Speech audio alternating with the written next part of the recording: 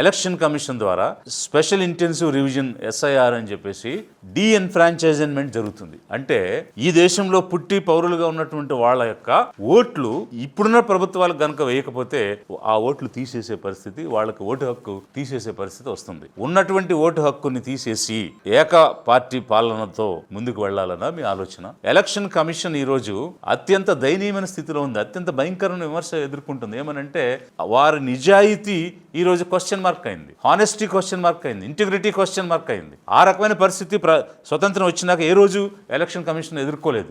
ఏవో చిన్న చిన్న నిందలు రావడం అనేటువంటిది చూసాం తప్ప పూర్తిగా ఈ వ్యవస్థే నిర్వీర్యం అయిపోయింది, ఈ వ్యవస్థే పక్షపాతం అయిపోయింది, ఈ వ్యవస్థే ఎలాంటి నిజాయితీతో పనిచేయడం లేదు అనేటువంటి ఆరోపణలు వస్తే కనీసం సమాధానం చెప్పుకోలేని పరిస్థితి ఉంది.